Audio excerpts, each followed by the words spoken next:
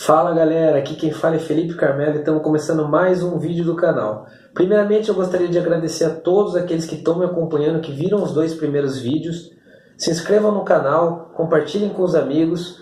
Hoje o vídeo será um pouco mais longo do que os outros dois, porque hoje é o nosso primeiro vídeo de conteúdo. Hoje é um conteúdo de história, vamos falar sobre Grécia Antiga. Primeiramente eu gostaria de falar sobre o termo Grécia Antiga, né? Da onde vem esse antiga?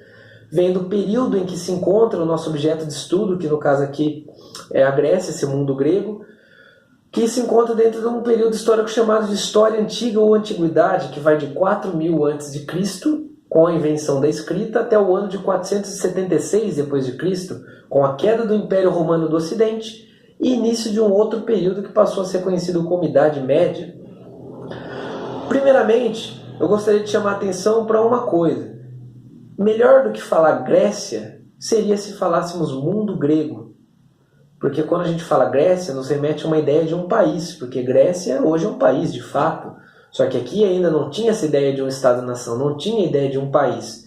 Para você ter, não tinha aquela ideia de um território delimitado por fronteiras específicas e tudo mais. Por isso o mundo grego caberia melhor. A única fronteira que eles tinham ideia era a fronteira das cidades, em que cada um vivia. Bom, mas, então é importante saber que a Grécia não era um país, é uma sociedade que vai se desenvolver ali na Península Balcânica. Só que o mais importante de tudo isso, para começar, é a gente saber um pouco da geografia do local, porque a geografia ela vai ser determinante para a maneira como os gregos vão viver. Primeiro, o relevo. O relevo da Grécia era extremamente acidentado, um relevo montanhoso. Ou seja, havia muitas montanhas no território, que são barreiras naturais. Então, de repente, você tinha uma cidade A e uma cidade B, que eram vizinhas entre si, ficavam próximas.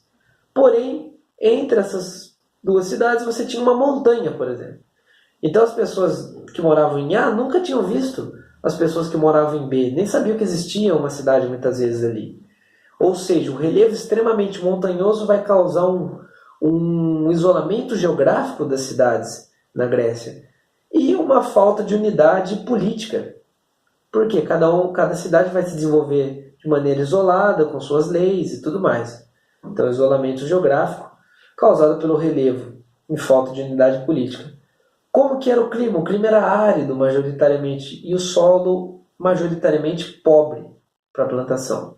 Porém, a Grécia tinha saída para o mar. Então, a pesca e o comércio marítimo serão atividades muito importantes. A agricultura vai ser importante? Vai. Porém, a Grécia não pode ficar muito focada nela por falta de terras férteis. Então, a geografia vai ser fundamental para a economia. Aqui, estudaremos 5 períodos da Grécia Antiga. O primeiro, período pré-homérico. O segundo, período homérico. O terceiro, período arcaico. O quarto, período clássico. E, por último, período helenístico. Vamos começar com o período pré-homérico, que foi de 2000 anos antes de Cristo até 1200 anos antes de Cristo. É o período de formação da sociedade grega.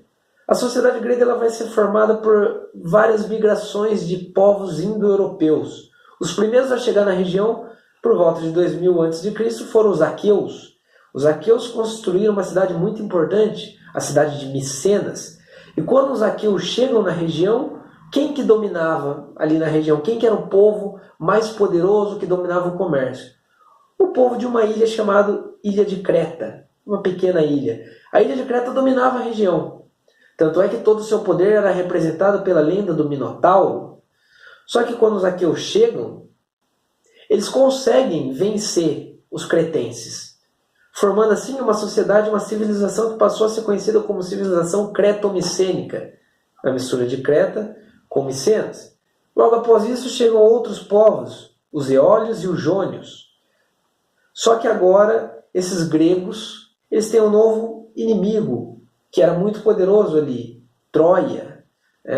Tanto é que o episódio da Guerra de Troia ficou muito conhecido. Aí aqueles aqueus, junto com os eólios e os jônios, que formavam a sociedade grega daquele período, vão entrar em guerra contra Troia. E ficou muito conhecido pelos escritos de Homero, na Ilíada e Odisseia. Tem todo aquele episódio do cavalo grego. Enfim, o que a gente pode afirmar é que os gregos de fato conseguiram vencer os troianos. Então, logo no início, a Grécia já começa a se destacar, com primeiro os aqueus vencendo os cretenses, e depois essa mistura ali dos gregos já vencendo Troia. Lembra que eu disse que a Grécia não era um país, mas o que esses povos, então, que a gente chama de gregos, tinham em comum? A língua, eles falavam a mesma língua, o grego, e tinham costumes parecidos. Isso a gente pode afirmar que eles tinham. Bom, estava correndo tudo bem com os aqueus, com os eólios, com os jônios.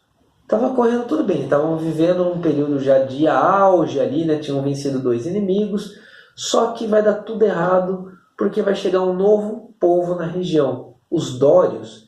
E os dórios eram povos extremamente guerreiros, povos violentos. E além de tudo isso, eles tinham uma grande vantagem, tá? Eles utilizavam a metalurgia, então as armas dos dórios eram armas de ferro, sendo que as armas dos gregos da região ali eram armas de bronze. O ferro é muito mais forte e resistente que o bronze. Então as armas dos dórios eram muito mais fortes, muito mais poderosas. Então quando os dórios chegam na região, eles chegam devastando tudo, chegam dominando tudo, causando assim o que a gente vai chamar de primeira diáspora grega, em que muitas pessoas vão fugir da região com a chegada dos dórios. Porque quem ficou, claro que algumas pessoas vão ficar, mas muitos dos que ficaram vão ser o quê? Vão se tornar servos e coisas do tipo. Vão se submeter aos dórios. Com a chegada dos dórios, vai ocorrer uma regressão na região da Grécia. As cidades vão começar a desaparecer e as pessoas que ficaram junto com os dórios vão se organizar de uma nova maneira, que é o que marca a passagem para o próximo período, o chamado período homérico, que vai do século XII até o século VIII a.C., que é a volta então das pessoas para o primitivismo rural. Eles vão se organizar em comunidades rurais primitivas chamadas de guenos. E desse guenos você tinha toda uma sociedade coletivista. Então tudo era dividido de maneira igual entre todos os membros. Mas eles tinham de fato um líder. Esse líder era conhecido como pater, ou era o patriarca, que era um líder religioso, um líder político. Só que vai começar a acontecer um certo problema, né?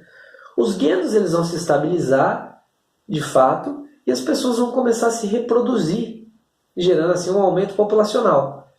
Porém, vale lembrar que as terras da Grécia eram terras inférteis em sua maioria. E se você tem mais pessoas, você tem mais bocas para comer. Só que você não tem mais produção. E começa a faltar comida para todo mundo. Isso vai gerar conflitos, porque sempre que falta comida, gera-se conflitos. Gerando conflitos, toda aquela comunidade que era coletivista, o que vai acontecer? As pessoas vão fazer o quê? Opa, eu quero esse pedaço aqui, esse pedaço é meu, esse aqui é meu. E aí que surge a propriedade privada na Grécia. Só que quem que vai se sair bem com isso? Os patriarcas dos antigos guenos. Por quê? Eles vão se apossar das melhores terras para eles e para os seus familiares. Então muitas pessoas nisso vão acabar ficando sem terras ou com terras muito ruins, que não davam para plantar nada. Então, com esse surgimento da sociedade, essa nova sociedade, o surgimento da propriedade privada vai gerar aí uma segunda diáspora grega, porque muitas pessoas ficaram sem terras, ou com terras ruins. O que elas vão fazer? Vão procurar novas terras em outras regiões. E aí, com essa segunda diáspora, muitos gregos vão sair e vão se espalhar por outras regiões da Europa. Só que essa segunda diáspora ela acabou sendo muito boa para a Grécia como um todo, porque as pessoas saem procurar novas terras. Isso vai intensificar o comércio, porque você tem uma maior movimentação de pessoas. Pessoas indo para outras regiões, entrando em contato com outros povos e gerando assim mais comércio. Beleza. Além de gerar mais comércio, muitas pessoas vão colonizar novas terras. Por quê? Porque aquelas da Grécia não são mais suficientes.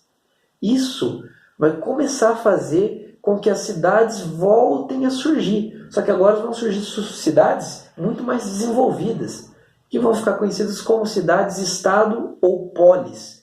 O próprio nome já nos dá uma dica, né? Uma cidade-estado. Então cada cidade vai ter sua lei, suas leis, sua cultura, sua maneira de viver. Lembrando que o isolamento geográfico causado pelo relevo é fundamental aqui mais uma vez. E aí, com o surgimento da polis, a gente entra no novo período, terceiro período, período arcaico, que vai do século VIII até o século VI a.C. É o período marcado pela evolução das cidades-estado, das polis. E aqui a gente destaca Esparta e Atenas. Vamos falar um pouquinho de cada uma. Vou começar com Atenas. Atenas, qual que era a principal atividade de Atenas? Atividade econômica, a agricultura. Mesmo sendo uma região em que as terras não eram muito férteis, a agricultura vai acabar se destacando juntamente com o comércio marítimo e com a pesca. Então, esse vai ser o pilar da economia ateniense. Era uma sociedade extremamente estratificada. Quem que se encontrava no topo da pirâmide social? Os chamados eupátridas. Quem que eram os eupátridas? Eram grandes proprietários de terras. Logo abaixo vinham os georgóis, que eram pequenos proprietários. Depois vinham os chamados demiurgos, que eram comerciantes. Depois os tetas, que eram camponeses sem terra. E por último os metecos, que eram estrangeiros, e os escravos. Lembrando que os estrangeiros eram muito desvalorizados em Atenas. Bom, quando a gente fala em Atenas, sempre vem na nossa mente o governo democrático, a famosa democracia ateniense. Porém, nem sempre foi assim. Nem sempre Atenas foi uma democracia. O primeiro tipo de governo de Atenas foi uma monarquia. Só que não durou muito, porque os eupátridas, aqueles grandes proprietários de terras, logo em seguida eles instauraram o quê? Uma forma de governo em que eles seriam privilegiados. Instalaram uma aristocracia. O que é uma aristocracia? Ou uma oligarquia? O que seria uma aristocracia? Um governo de poucos, um governo de uma elite. Então, nesse governo, quem que se saía bem? Apenas os próprios eupátridas. E como que funcionava esse governo? Você tinha o areópago. O que era o areópago? Uma espécie de conselho formado apenas por eupátridas que acabavam governando tudo. Só que isso começou a gerar algumas consequências, como forte desigualdade social em Atenas. Porque você tinha um pequeno grupo, privilegiados e eupátridas, que faziam tudo em função deles mesmos, para beneficiar eles próprios. Isso vai aumentar cada vez mais a desigualdade. Só que sempre numa região em que a desigualdade está muito grande, a desigualdade está muito forte, você tem o quê? Revoltas.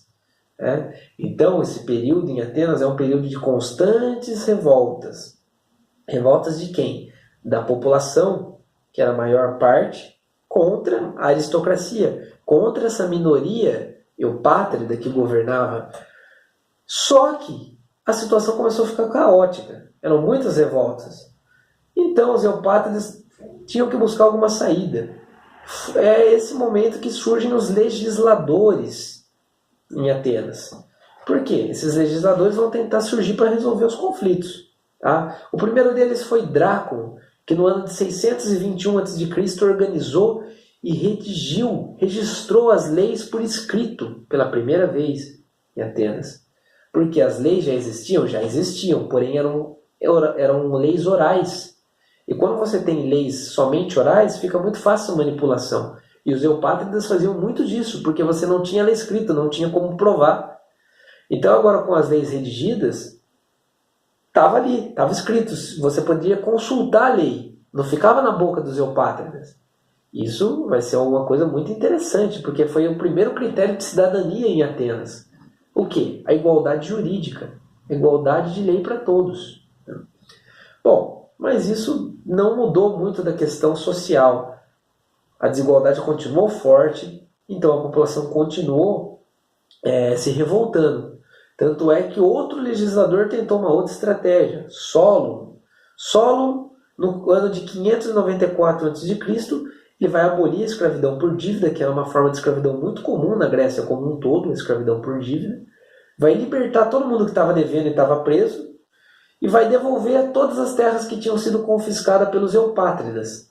Então, ele vai ali atender algumas demandas da população, porém, ao mesmo tempo, ele vai instaurar a participação política censitária, que era o quê? Só poderia participar da política aqueles que tinham mais dinheiro. Ou seja, como vocês podem perceber, a questão da desigualdade social não mudou muito. Na verdade, não mudou quase nada. Isso vai gerar o quê? Mais e mais revoltas.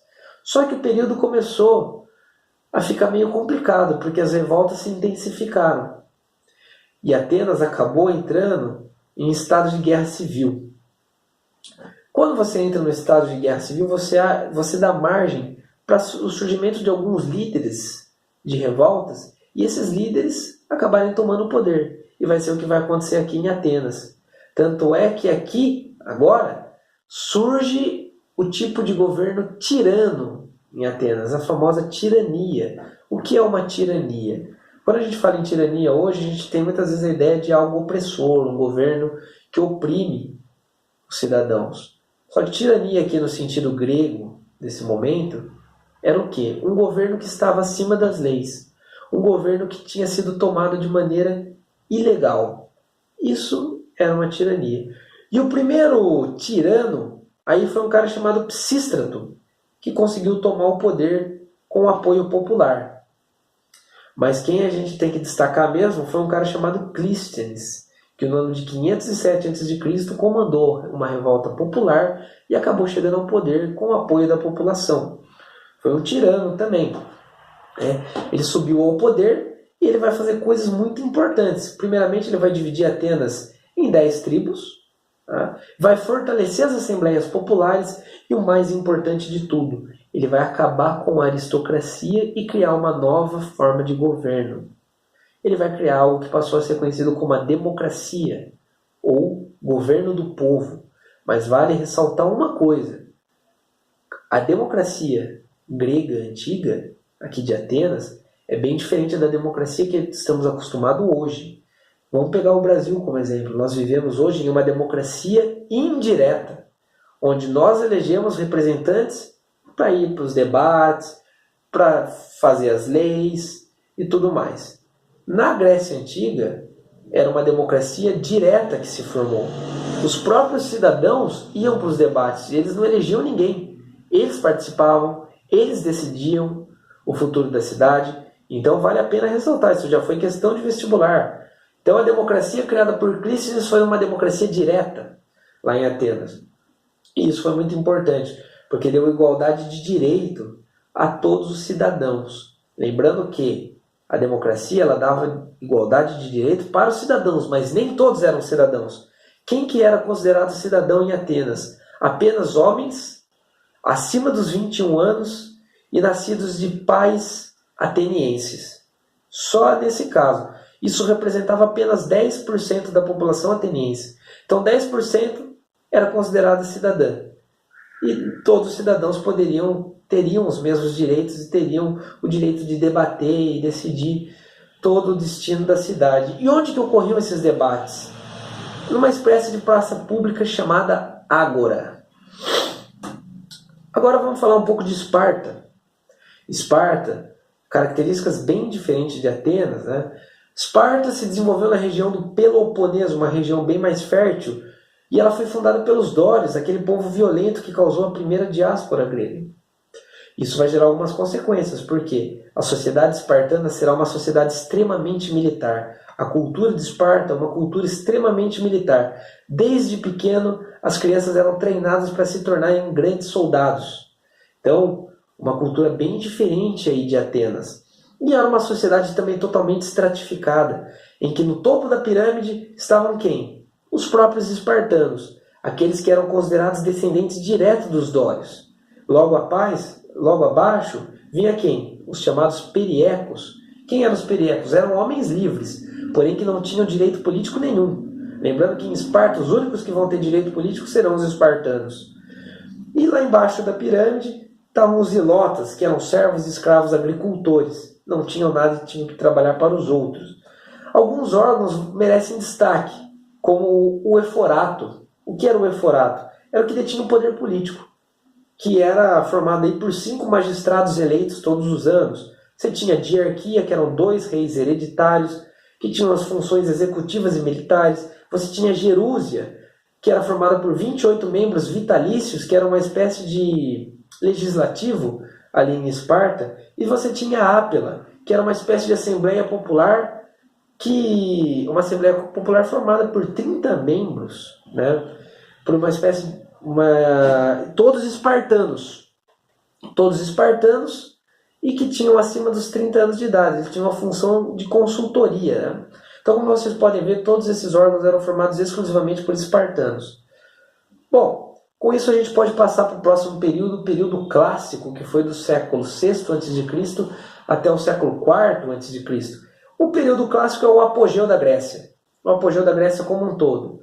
Atenas começa a se destacar muito, principalmente no comércio marítimo, e com uma política expansionista. Só vai ter um problema: a política expansionista de Atenas nesse período vai esbarrar diretamente com a política expansionista de uma outra potência, o Império Persa. O Império Persa, sob o comando do imperador Dário, naquele momento, também adotou uma política expansionista na região. Então os dois vão acabar se chocando. Isso vai gerar um conflito muito conhecido, que ficou conhecido como as Guerras Médicas, as guerras entre persas e gregos. Quem assistiu aquele filme 300 viu muito bem essas guerras médicas. E dentro dessas guerras médicas tivemos várias batalhas que ficaram muito conhecidas. Primeiramente, a Batalha de Maratona, batalha aí que os atenienses vencem os persas. A Batalha de Termópilas, famosa Batalha de Termópilas, que foi conhecida como a Batalha dos 300 espartanos, né? Que deu nome ao filme, inclusive. A gente sabe que tem toda uma mitologia em volta dessa batalha, mas o que a gente pode afirmar é que os espartanos eles tinham um número bem menor de soldados do que os persas, acabaram lutando bravamente até o fim, mas acabaram perdendo, acabaram sendo aniquilados pelo imperador daquele momento, que era o Xerxes, que aparece bastante no filme também. Você tem a Batalha de Salamina, também, que foi uma batalha naval, em que os atenienses saem vitoriosos. Quem assistiu também o 300 mostra bastante no segundo filme, se eu não me engano, essa batalha naval. E a Batalha de Plateia, que foi uma união, uma junção de Esparta com Atenas para derrotar os persas. E venceram, inclusive. Então, os gregos acabaram saindo vitoriosos das guerras médicas. Isso foi muito importante, lembrando que esse período clássico é o período de apogeu da Grécia. Imagina, a Grécia vencer a poderosa Pérsia, não era qualquer adversário. E após vencer, vai ser formada uma confederação, que ficou conhecida como Confederação de Delos. Era uma confederação de ajuda mútua entre cidades e estado gregas, sob o comando de Atenas. Só que vai acontecer um probleminha. Atenas já estava se destacando sobre as outras. Aí ela vai pegar os recursos da Confederação de Delos e vai usar em benefício próprio. Isso vai incomodar principalmente Esparta. E Atenas, fazendo isso, vai se tornar disparadamente a cidade mais poderosa da Grécia. E que teve o seu auge ali entre 461 a.C. e 431 a.C., com o governo de Péricles. Tanto é que o século vai ficar conhecido como o século de Péricles em Atenas. O que o Péricles fez? Ele aprimorou a democracia, realizou várias obras pela cidade, embelezando-a, diminuiu o desemprego, desenvolveu a filosofia, o teatro, então teve uma explosão cultural em Atenas nesse momento. Então Atenas se destaca muito, fica muito acima das outras, e Esparta se incomodou muito. Não só Esparta, outras também. Né? E o que Esparta vai fazer? Esparta vai liderar e vai formar uma liga, que ficou conhecida como Liga do Peloponeso, para lutar contra Atenas, para lutar contra a Liga de Delos, sob o comando de Atenas. Lembra que eu falei que nesse período, o período clássico é o auge da Grécia? Ao mesmo tempo que é o auge, é o início do declínio, porque a Grécia vai entrar em guerra interna. Esparta comandando a Liga do Peloponeso contra Atenas comandando a Liga de Delos. Então é grego contra grego, eles vão se autodestruir numa guerra que ficou conhecida como Guerra do Peloponeso. Quem que sai vitorioso da Guerra do Peloponeso, se dá para falar que teve algum vitorioso, foi Esparta. Mas a Grécia saiu perdendo como um todo, saiu devastada, saiu enfraquecida. O grego está lutando contra grego. Né? E nesse período da Guerra do Peloponeso, aqui cabe salientar que a gente vai entrar no último período da Grécia Antiga, que ficou conhecido como período helenístico.